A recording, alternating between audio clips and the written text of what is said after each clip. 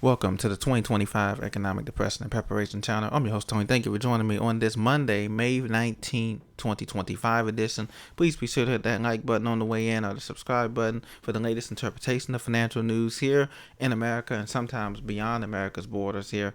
Right now, we're going to be talking about the stock market. American spending power is declining. We're going to be talking about also Wall Street encourages everyone to, quote, buy the dip even as the stocks are sliding down this week. We will get into that as well.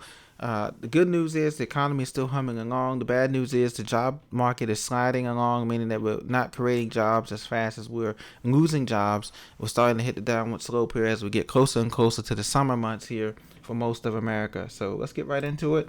We have stocks retreating to start the week as yields spike on U.S. debt downgrade. Credit rating went down by Moody's, just a notch, nothing crazy. But stocks are retreating. Dow Jones is down 100 points right now as of the midday update here. Dow Jones average traded 17 points lower, or less than 0.%. The S&P 500 dipped 0.3%. The Nasdaq Composite shed about half a percentage point today on Monday, May 19. So Moody's lowered the credit rating down from AAA1 to AA1, down from AAA. And that bringing the agency in line with peers. So the firm cited financing challenges tied to the federal government's growing budget deficit, as we know, and the ramifications of rolling over existing U.S. debts into a period of high borrowing costs. In other words, interest rates is going up. We're paying a lot more for this debt, to service the debt. And that's going to continue to be the case here. The 30-year bond continues to go above 5% on Monday. 10-year bond dropped to 4.5%, levels that may hurt equity markets last month and help leap Trump back to office during his stiffest tariff measures. But mortgages, car loans, and credit cards, the rates on those have been increasing, and people are still trying to pay out debt from the last holiday season. So we'll see what happens. Consumer confidence hits near record low amid worries over Trump trade policy. As you know, we reached a 90-day moratorium deal with the various trade partners and over the deal that we had over in Saudi this past 2 weeks, but we're not out of the woods yet. So after the 90 days, there's still more negotiations that's going to come, and there's still a 10% overall tariff on all goods and services entering the United States from all various countries that we service at this time. So prices may be going up in the short term. They're hoping that many people feel that in the long term that prices will level off.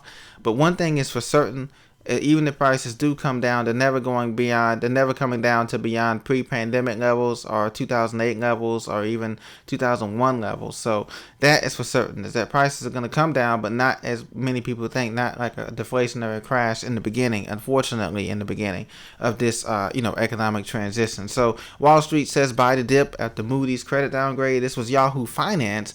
So they're encouraging people to buy the dip. That was, you hear that famous quote, that you hear on Kramer and other people that saying on CNBC.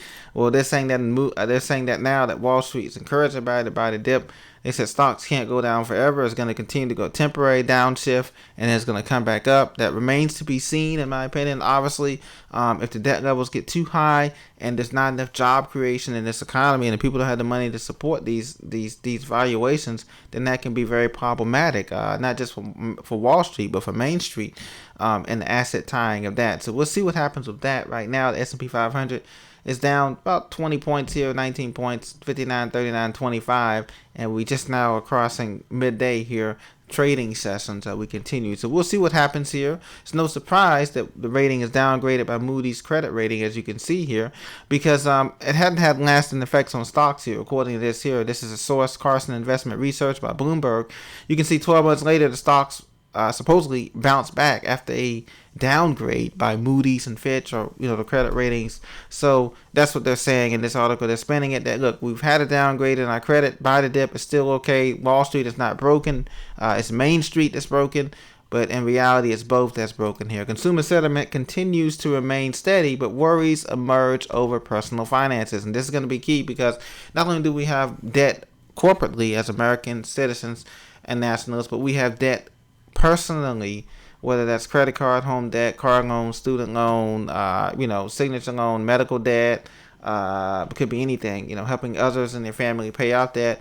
So sentiment among independents improved, but not enough to offset a 7% decline among Republicans. So everybody's worried about this debt. Democrat, Republicans, independents, everybody's worried about their personal debt not being able to sustain the blows of inflation, keeping up, outpacing the paychecks or outpacing the residual income, passive income, retirement income.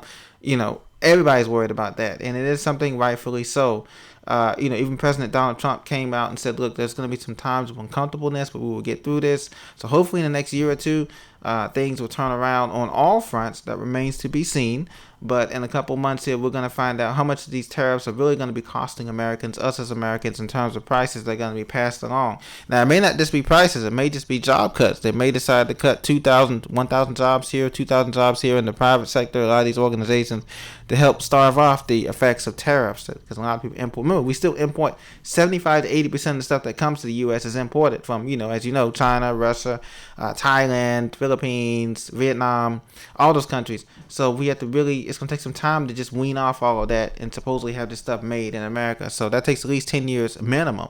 And so you're going to see the growing pains and the effects of that throughout the worldwide economy. So, and we're not going to be the only country that's hurting, but obviously we're not haven't been used to making a lot of stuff. So we're going to be the forefront. US, UK, Canada, stuff like that, Western Hemisphere countries, Europe, they're going to be forefront at this hurting because they're not used to making things as fast as the Eastern Orient world, and etc. So continue to prepare, continue to enjoy life, but continue to prepare because we're not out of the woods yet with this economy. So take care. We'll talk more about things as we get more information here. God bless. I'll talk to you in the next episode. Take care.